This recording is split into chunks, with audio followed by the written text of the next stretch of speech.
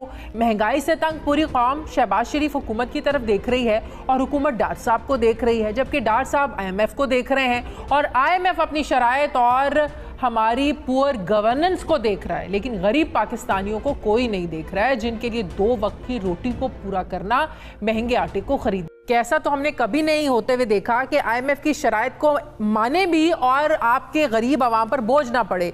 तो कैसी कि झूठी तसल्लियां दे रहे हैं IMF को प्राइम मिनिस्टर साहब? नहीं, देखिए, IMF बेवकूफ नहीं है। IMF का भी वही सोच है कि पाकिस्तान की मईशत को मुकम्मल तौर पर डूबने न दिया जाए, लेकिन पाकिस्तान की मईशत को ठीक भी ना होने। जय हिंद दोस्तों, मैं महिंदर शर्मा स्वागत करता हूं वन वर्ल्ड हिंदी में आपका। उम्मीद करता हूं आप खुश और स्वस्थ है। दोस्तों ये दिखाते हैं पाक मीडिया की एक और लेटेस्ट डिबेट, जिसमें कैसे डिस्कशन किया जा रहा है कि पाकिस्तान की हर तरीके से तबाही लगभग लिखी जा चुकी है, क्योंकि अभी तक जो IMF हमारी तरफ नहीं देख रहा है और अभी जो मीटिंग कैंसिल हुई है उसके बाद से कहीं ना कहीं पाकिस्तान में और जो सुनामी और तबाही आने वाली है, उससे पाकिस्तान की आवाम का और खून चूसा जाएगा। जबकि ये पाकिस्तान का जो अर्थशास्त्री है, ये कैसे फूट फूट के रो रहा है कि इन हुकूमतों ने और इन सियासतदानों ने पाकिस्तान का भट्ठा बैठा दिया है, क्योंकि दोस्त मुल्क भी अब पाकिस्तान से मुंह फेरने लग गए हैं। और दूसरी तरफ अगर महंगाई का हाल देखा जाए तो पाकिस्तान की आवाम की चीखें जो निकाली जा रही है, उसका इलाज पाकिस्तान की किसी भी हुकूमत, पाकिस्तान के किसी भी राजनीतिज्ञ के पास नहीं बचा है। तो अब आने वाले समय में पाकिस्तान का क्या हालात होगा और कैसे IMF से डील होगी और क्या IMF इनके आगे शर्तें रखेगा जो महंगाई को बढ़ाने वाली होगी। तो दोस्तों देखिए डिबेट और कमेंट में अपनी प्रतिक्रिया जरूर दें। लास्ट में आपसे रिक्वेस्ट करूँगा, चैनल पर नए हैं तो चैनल को सबसे पहले सब्सक्राइब करें, लाइक शेयर कमेंट जरूर करें। दोस्तों जय हिंद, वंदे मातरम, भारत माता की जय। दोस्तों अब आवाम तो बिलबिला उठे हैं, लेकिन आखिर क्यों उन्हें हमारे वज़ीर ख़जाना की काबिलियत और कारकर्दगी पर यकीन नहीं आ रहा है? क्या उन्हें नहीं मालूम कि डार साहब आ चुके हैं?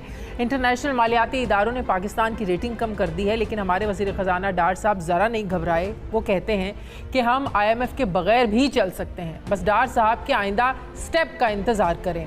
डार साहब की वापसी ऐसे हुई जैसे वो सब कुछ ठीक होने वाला है जो इमरान खान की हुकूमत ने पिछले 3.5 सालों में बिगाड़ कर रख दिया था। लेकिन ये क्या, इतनी महंगाई 3.5 साल में तो नहीं हुई थी जितनी डार साहब ने 3 महीनों में कर दी। लेकिन हो सकता है ये भी उनकी किसी स्ट्रैटेजी का हिस्सा हो। महंगाई से तंग पूरी कौम शहबाज शरीफ हुकूमत की तरफ देख रही है और हुकूमत डार साहब को देख रही है, जबकि डार साहब IMF को देख रहे हैं और IMF अपनी शराइत और हमारी पुअर गवर्नेंस को देख रहा है, लेकिन गरीब पाकिस्तानियों को कोई नहीं देख रहा है, जिनके लिए 2 वक्त की रोटी को पूरा करना, महंगे आटे को खरीदना मुश्किल हो गया है। मैं बात करूंगी, मुझे डॉक्टर शाहिद हसन सिद्दीकी साहब माहिर मौशियात ज्वाइन कर रहे हैं। अस्सलाम वालेकुम, बहुत बहुत शुक्रिया डॉक्टर साहब आपका। डॉक्टर साहब, मसला ये है कि ना IMF प्रोग्राम बहाल हो रहा है, ना दोस्त ममालिक से पैसे मिल रहे हैं, मुल्क के ज़र मुबादला के जो ज़खायर हैं वो गिरते जा रहे हैं, 1 महीने के इम्पोर्ट के हमारे पास पैसे रह गए हैं। तो ये मसाइल कैसे थम सकते हैं, कैसे ख़त्म हो सकते हैं? बहुत शुक्रिया आपका, बहुत ही आम तरीन नुकात आपने उठाए हैं। लेकिन पहले मैं यह कर दूं कि गुज़िश्ता 10 महीनों में जिस तरीके से डॉलर के मुकाबले में रुपए की बेकदरी हुई है और जिस तेज़ रफ्तारी से महंगाई में इजाफा हुआ है और मईशत तबाही की तरफ गई है, उसको देखकर, उसको सोचकर दिल खून के आंसू होता है। आम महंगाई का मतलब है आम आदमी पर जालिमाना टैक्स। लेकिन हमारा ये फर्ज बनता है कि हम हकीकत को पहले वजूहात तलाश करें। इसकी सबसे अहम तरीन वजह यह है कि पाकिस्तान में माजी की हुकूमतें हों, फौजी हुकूमत हो, एक पार्टी की हो, दूसरी पार्टी की हो, तहरीक इंसाफ की हो, सूबाई हुकूमत हो, सबकी एक ही पॉलिसी है और वो पॉलिसी ये है कि अशराफिया को मदद दी जाए, अशराफिया को इनामात दिया जाए, अशराफिया को टैक्स की चोरी करने दी जाए और उसकी मदद से इक़्तिदार में आया जाए और इक़्तिदार को तूल दिया जाए और इसका बोझ अवाम पर 22 करोड़ अवाम पर और मईशत पर डालिया जाए। ये अशराफिया की मईशत। दूसरा है एक बैरूनी अशराफिया, वो जिसमें अमेरिका और IMF शामिल है, जो कर्जे देते हैं और जिनकी मदद से इक़्तिदार को तूल दिया जा सकता है। तो मुल्की अशराफिया और बैरूनी अशराफिया का एक नापाक गठजोड़ है पाकिस्तान के खिलाफ, उसकी मईशत के खिलाफ, और उससे सियासतदान वगैरह फ़ायदा उठा रहे हैं और हमारे इदारे फ़ायदा उठा रहे हैं। आप दुनिया के बेहतरीन दिमाग ले आएँ, मैं आपको गारंटी कर रहा हूं कि पाकिस्तान की मईशत ठीक नहीं होगी जब तक ये शैतानी चक्कर जो अशराफिया का गठजोड़ है मुल्की और बैरूनी अशराफिया का। डॉक्टर साहब एक और चीज़ समझाएं, ये वज़ीर आज़म शहबाज शरीफ ने IMF की मैनेजिंग डायरेक्टर से फ़ोन पे बात की और उन्हें बड़ी तसल्ली उन्होंने दिलवाई कि हम आपकी शराइत को तो पूरा करेंगे लेकिन हम अपने अवाम पर बोझ नहीं डालेंगे, गरीब पर दबाव नहीं डालेंगे। तो ये बात समझ से कासिर है। आप हमें समझाएं कि ऐसा तो हमने कभी नहीं होते हुए देखा कि IMF की शराइत को माने भी और आपके गरीब अवाम पर बोझ ना पड़े। तो कैसी कि झूठी तसल्लियां दे रहे हैं IMF को प्राइम मिनिस्टर साहब? नहीं, देखिए IMF बेवकूफ नहीं है। IMF का भी वही सोच है कि पाकिस्तान की मईशत को मुकम्मल तौर पर डूबने ना दिया जाए, लेकिन पाकिस्तान की मईशत को ठीक भी ना होने दिया जाए। यही अमेरिका का है। वो ये चाहते हैं कि पाकिस्तान गैर मुस्तहकम रहे, पाकिस्तान की मईशत कमज़ोर रहे, पाकिस्तान की मईशत दस्ते नगर रहे बैरूनी ताकतों का, पाकिस्तान में गुर्बत बढ़े, बेरोजगारी बढ़े, महंगाई बढ़े और मईशत की शरह सुस्त हो, ताकि अवाम और हुकूमत में एतमाद का बुरान हो, अवाम और फौज में एतमाद का बुरान हो। ये तमाम मकासद कामयाबी से हासिल किए जा रहे हैं। लेकिन IMF भी अपनी शराइत में यही लिखता है कि जी अवाम का ख्याल रखें, ह्यूमन एंगल रखें, और वो उस किस्म के अल्फाज वो भी इस्तेमाल करता है। ये भी उसी गठजोड़ का नतीजा है। जो कुछ आज तबाही और बर्बादी आई है, क्योंकि आपने अवाम की कुछ आरा भी बता दी, लेकिन मैं उनको ये बता दूं कि IMF की रिपोर्टें पढ़ लें, स्टेट बैंक की रिपोर्टें पढ़ लें। हकीकत ये है कि हमारी तबाही का आगाज उस दिन हुआ था जब 28 फरवरी 2022 को इमरान खान साहब ने IMF के साथ एक तहरीरी मुआहदा तोड़ा था। उसकी वजह से $900 मिलियन की किस्त नहीं मिली। दोस्त ममालिक ने जो वायदे किए थे उन्होंने हाफ खींच लिए। लेकिन उस तबाही बर्बादी के बाद से आज तक अगर आप देखें तो कोई $11.5 अरब जो है वो हमारे रिजर्व गिरे हैं।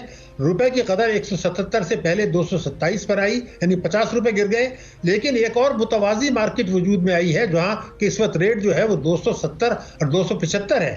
अब आप ये सोचें कि जो मुल्क 65-70 अरब डॉलर इंपोर्ट्स कर रहा है, ये सट्टेबाजी करके रुपए की कदर गिराई गई है। मैं अल्फाज इस्तेमाल कर रहा हूं, गिराई गई है। सट्टेबाजी हुई, स्मगलिंग हुई, रुपए के जो है डॉलर बाहर गए, हुंडी हवाले का कारोबार को फरोग तो इसका मतलब हमारे कंट्रोल में है। अभी रुपया कंट्रोल में आप कर सकते हैं। अगर आर्टिफिशियली आप इसको गिरा रहे हैं तो आप इसको मेंटेन भी कर सकते हैं। नहीं, मेंटेन मतलब यह है कि मजीद गिरने से रोक सकते हैं। लेकिन मैं आपको जो बात कर रहा हूं सबूत दूं। जब अप्रैल में हमने ये शोर डाला था कि जनाब सट्टेबाजी हो रही है और डॉलर जो है स्मगलिंग होकर अफगानिस्तान जा रहा है, हुंडी हवाले का कारोबार उरूज पर है, तो आपने स्टेट बैंक खामोश तमाशाई रहा, हुकूमत खामोश तमाशाई रहा। वो जो स्टेट बैंक के गवर्नर थे उनको पुरस्कार अंदाज में 2019 में जो मुज़ाकरात हो रहे थे उससे पहले बाहर किसके हुक्म पे लाया गया था, वो एक सवालिया निशान है। उन्होंने मईशत को तबाह किया। और उसके बाद मैं ये पूछना चाहता हूँ कि इस हुकूमत के दौर में अभी जो कौमी सलामती कमेटी का इजलास हुआ है उसमें जो फैसले किए गए हैं उसमें फैसले कि स्मगलिंग रोका जाएगा। तो क्या 6 महीने जो 7 महीने से स्मगलिंग हो रही थी उसके लिए कौमी सलामती कमेटी की फैसले की जरूरत थी? उसमें यह कहा था हुंडी हवाले के कारोबार को रोका जाएगा। अरे भाई, तो उसमें कौमी सलामती का क्या किरदार है? ये तो इदारे जो काम कर रहे हैं उनका काम था। तो बेसिकली अशराफिया की मईशत है, जानबूझ के स्मगलिंग होने दी गई, जानबूझ के रुपए की कदर गिराई गई। और जब आपने रुपए की कदर गिराई तो फायदा किसको हुआ? आपको मैं बताऊं, सट्टेबाजों का। अच्छा, स्टेट बैंक के कहने के बावजूद एलसीज क्यों नहीं खोली जा रही? स्टेट बैंक भी मिला हुआ है। मैं तो आपसे खुद कह रहा हूं ना कि स्टेट बैंक खामोश तमाशाई बना रहा। कभी कोई एहसाब तो करें। देखिए, सट्टेबाजी जब हो रही थी, रुपए की कदर गिराई जा रही थी, तो फायदा किसका हुआ? सट्टेबाजों का, स्मगलर्स का, हुंडी हवाले के कारोबार करने वालों का, इंपोर्टर्स का और हुकूमत का। हुकूमत को फायदा यह हुआ कि जो उनको टैक्स मिलते हैं इंपोर्ट पर, रुपए की कदर बढ़ गई, सबने फायदा उठाया। तबाह कौन हुई? मईशत, पाकिस्तान के अवाम, पाकिस्तान के। लेकिन आज ये सिचुएशन है, आप कुछ इंपोर्ट करने के काबिल नहीं रहे। अब आप लोग खुद कह रहे हैं कि आपके मुल्क से जो डॉलर है वो बाहर ना जाए, जिसकी वजह से एलसीज आपने रोक के रखी हुई। इसका अल्टीमेटली नुकसान तो हुआ है, हमारी इंपोर्ट्स को हुआ है। नहीं, नुकसान तो नहीं हुआ, तबाही हुई है। लेकिन मैं आपसे खिदमत में अर्ज कर दूं, इस वक्त जितना उन्होंने पाकिस्तान को तबाह करना था सबने मिलकर, बैरूनी अशराफिया ने, मुल्की अशराफिया ने, अब उन्होंने ये फैसला कर लिया है कि अगले चंद दिनों में आप देखेंगे कि IMF का मुज़ाकरात कामयाब होंगे, उनका वफ्द यहाँ आएगा, उसके बाद उनकी तरफ से किस्त मिल जाएगी।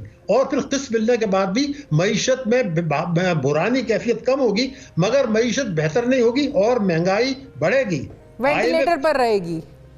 नहीं, देखिए, वेंटिलेटर पर नहीं रहेगी। उसकी वजह यह है कि बुरानी कैफियत जो है वो डिफॉल्टर के जो झूठे नारे लगा रहे हैं वो बंद हो जाएंगे। ये जो नारे लगा रहे हैं, मुझे आप एक बात बताइए कि जब मैंने नवंबर से अब तक 25 दफा कहा है कि पाकिस्तान डिफॉल्ट नहीं करेगा, डिफॉल्ट नहीं करेगा, हमारे सियासतदान जब ये कहते हैं कि डिफॉल्ट करने जा रहा है, डिफॉल्ट करने जा रहा है, तो दुनिया को ये कह रहे हैं खबरदार इस मुल्क को कर्जा दिया, खबरदार इस मुल्क के कर्जे रीशेड्यूल किए, खबरदार इस मुल्क में सरमायाकारी की, ये तो डिफॉल्ट कर रहा है। तो कौन दुनिया में अपने मुल्क के मुतालिक दर्जनों बार सुबह शाम ये करता है?